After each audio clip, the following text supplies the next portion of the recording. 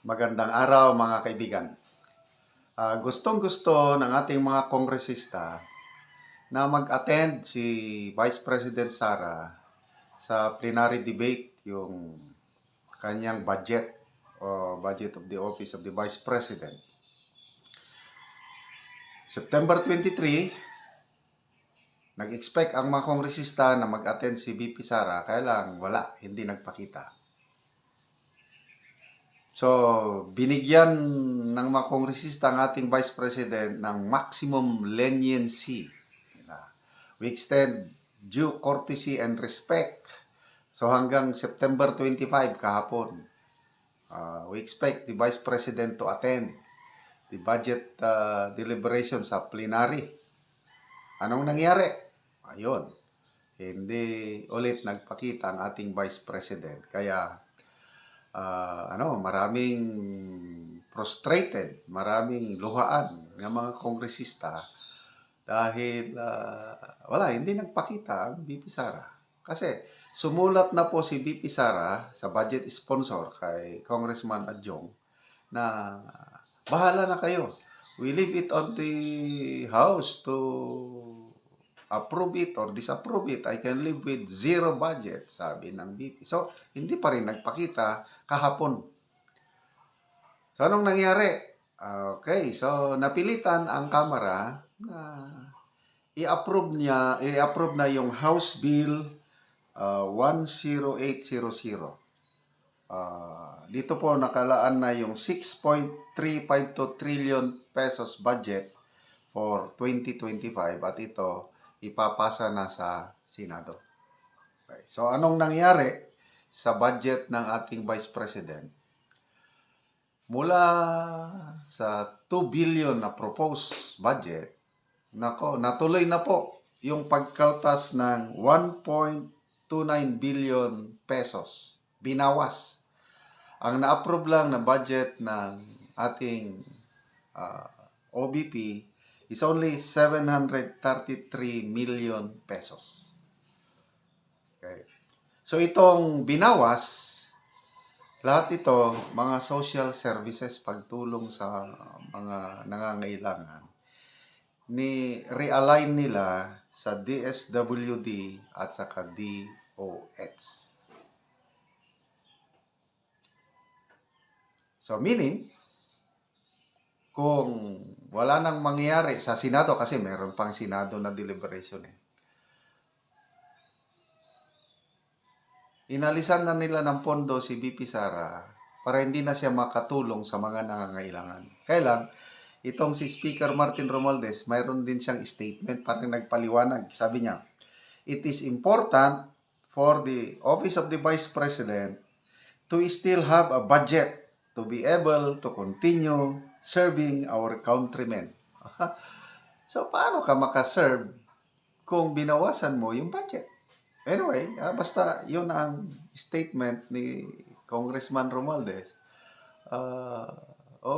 Dapat daw may budget pa rin. Kailangan late na.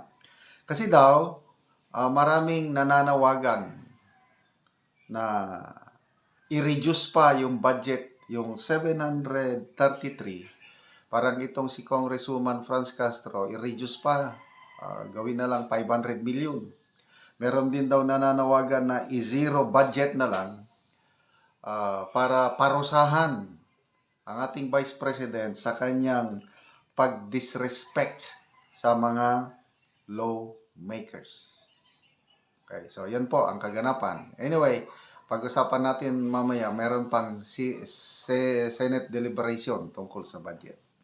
Okay, so habang approve na yung pagbawas ng 1.29 billion sa budget ng OBP, tuloy-tuloy pa rin ang mga akusasyon kontra sa ating Vice President. Sa isang House hearing, sa kahapon din ito mayroong lumabas na former DepEd Undersecretary na nagbigay ng may statement na si VP Sara daw namumudpod ng malaking halaga ng pera sa mga DepEd officials. Ito po sa GMA Online News, ex-DepEd official, Sara Duterte showered subordinates with money. Ay, ang pangalan po ng DepEd ito, Yusek, natanggal ito tinanggal ni VP Sara nung DepEd Secretary pa siya. Si Gloria Mercado, Undersecretary. So, humarap sa mga kongresista itong si former Yusek Gloria Mercado. Ang kanyang kwento ganito. Every month daw, nakakatanggap siya ng envelope containing 50,000 pesos. Ibinibigay sa kanya ng isang assistant secretary. Ano pang pangalan ng assistant secretary? So, the incident happened, itong pamumudpod happened in 2023. Okay? So, between February 23 to September 2023. So, February, March, April, May, June, July, August, September, 8 months.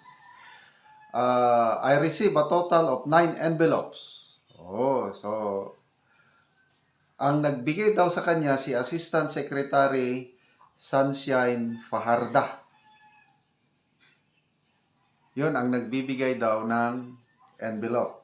Kailan, nung tinanong siya ng isang kongresista, I think Congresswoman Loestro, kung sigurado ba siya na yung pera na yon ay galing kay VP Sara, ay wala, hindi siya makasagot.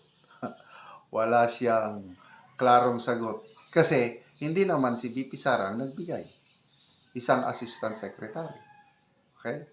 So, ito naman si VP Sara Romesba. Sabi niya, disgruntled lang yan dahil inalis ko, nawalan na ako ng tiwala sa